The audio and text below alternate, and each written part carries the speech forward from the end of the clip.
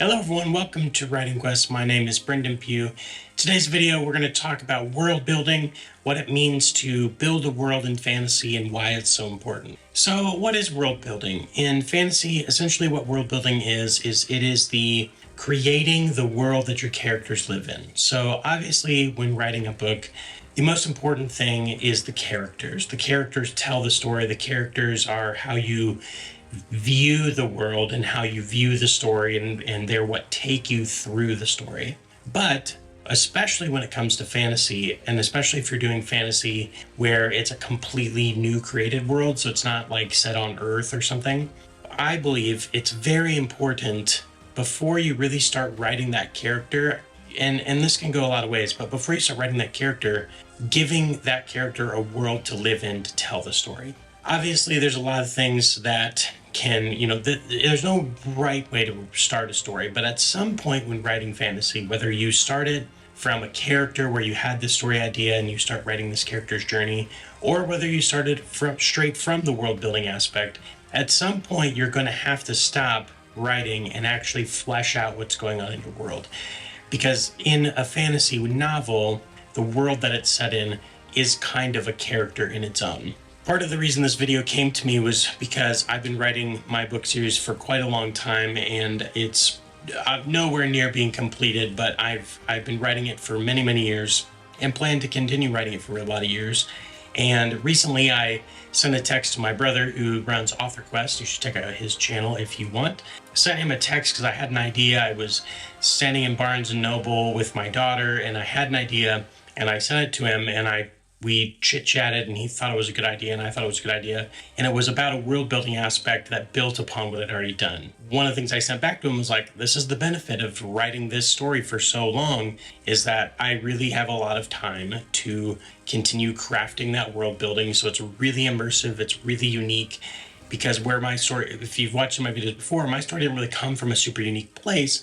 And so as I develop the story, it's becoming more unique, and I can really take the time as I write the story and as I develop the world building and the histories to really change that world building to make it unique, so it does have an effect on the characters. So we've already talked about what world building is, but just to, recap a little, world building, the reason it's so important in fantasy, obviously in any novel, I've said this before, but in any novel, characters is the most important thing. You must have strong characters, but in a fantasy world, the world is a character in a lot of ways. Whether you build it, the weather patterns affect things like in the Stormlight Archive, or different planets are different ways, like everything in the world affects and plays on the characters in some way, to the extent of being kind of having a mind of its own.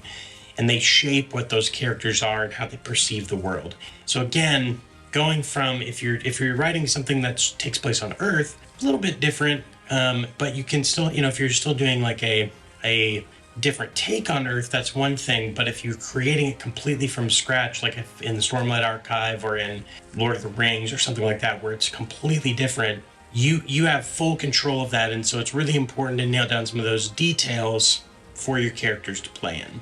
The foundations of world building are the place the best place to start is, to me, I see creating a world in two different ways.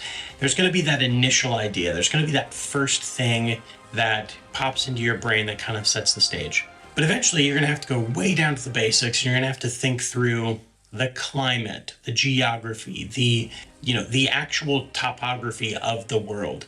And because that shapes how a lot of things are. If you live on a planet that's, if your world is a world that is full of wind and it's windy constantly, then your characters and your cultures and societies all have to adjust to that. If you are, on a planet that's underwater, that again, it changes how everything in that world first reacts. So it reacts to the story, how they've developed, how they've grown over centuries and their whole history. So starting with that topography is a great way to go. And a very clear-cut example would be something like, the dwarves in the mines in Lord of the Rings, and you have the elves who live more in the forests, and the humans that live, in these cities that they've built. They all, the way where they live has really shaped who they are. And so again, it's like that whole idea of figuring out the geography and the climate to make your world really affect what the characters are and what they think and how they grew up. The next thing that you kind of go into is the cultures and societies that you have. So again, all of us are a product of what came before us. So we live, in whatever region we live in, and the things of that region affect who we are. They shape our personality. What was in our home, what was in our cities, what was in our towns, wherever you live affects you as a person. So you need to think about that with your characters. So, again, you're going to think through, okay, so you've got this culture that they're going to live in the forest, but it's always raining. So that whole thing is going to affect how your characters work out and how they develop over time. You also want to think through, how is that culture or society developed over time? Maybe, thousands of years before in your story, there was less rain in that rainy forest, so they had one way of living. And then as time progressed, it became more and more rainy because the earth or the planet changed or whatever, and then they became something else. And so developing how that has changed things over time, again, is thinking through that to really create the sense that like your world is very alive and vibrant and is a character in the story. And finally, that all kind of ties in with the history and lore of your world. And again, these are things that everything in this is about funneling it towards the character. So what kind of history of the elves has happened that make a certain character become what they are? Or if you're creating an entirely new thing, or if you're using trolls, or whatever the thing is, everything has a history, everything has a past, and all of those things affect the story now. They affect how your characters perceive other cultures and societies and other characters. It affects how they perceive, the weather. All those things add up. So again, one of the things I've been doing a lot recently is actually writing the history and lore of my world. So just kind of basically writing it like a history book. Like, it's not really novelized. It's not really a narrative of any kind. It's just a story. I'm just talking through, okay, this happened and this happened, and then they went over here and this happened and then this developed. And that history, again, it creates the feeling and sensations that you want to have in your story, so that your story starts from a place of being informed. The readers, I think, I can feel that. When you start a book, does the world feel lived in? Does it feel fleshed out? Does it feel like, it's kind of like having a really good backup band. If your backup band is really good, you may not quite notice them as much, but if they mess up, then everyone notices. Very similar with your world building. Your world building is not center stage of the story, but if it doesn't feel right, if it's off, if it's kind of strange, it's going to distract from the story, and it's going to distract from your characters, and that's what you don't want.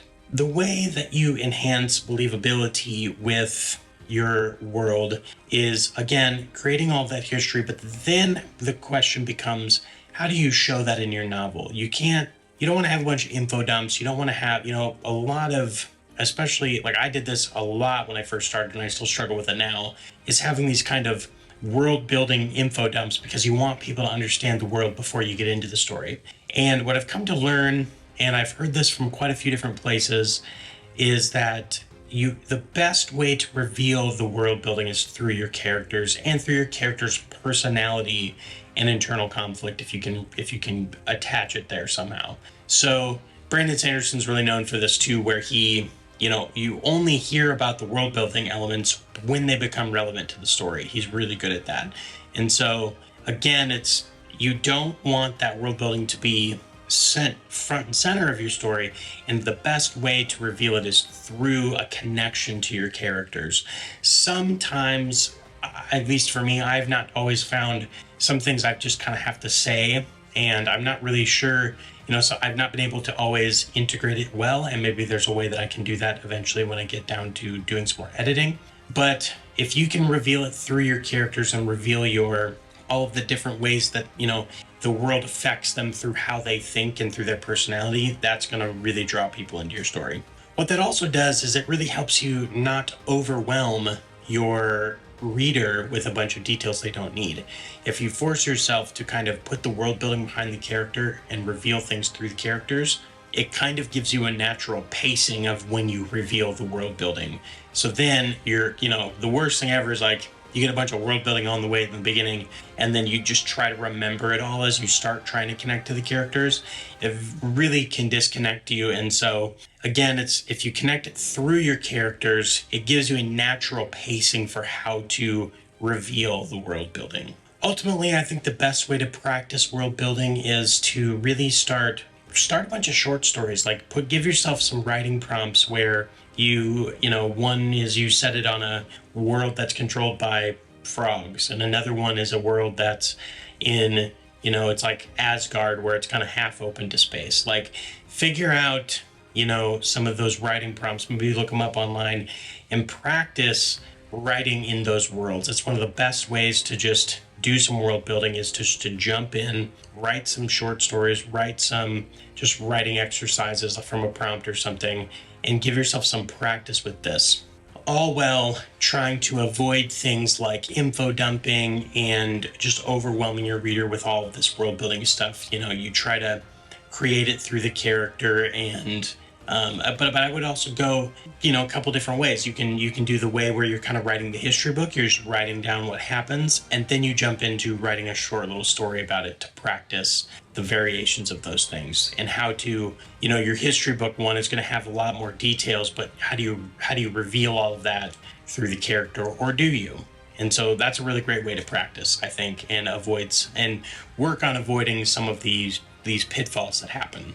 Thank you so much for watching this video. I hope that you learned something. I hope it was valuable to you. Leave some comments down below of some world building things that you think about, some maybe tips and tricks you have, or some other pitfalls that you maybe fall into, and just let me know. I'd love to chat with you down there. Make sure to check out our store. We've got hats and a few other things, and also check out our Notion templates if you haven't done that before. There's a whole bunch of things in there for helping world build and tell your story. There's multiple Notion templates if you don't know anything about any of those. I have plenty of videos on my channel about Notion and how you can use it for writing. Thank you so much for watching, and we will see you next time on Writing Quest. Huzzah!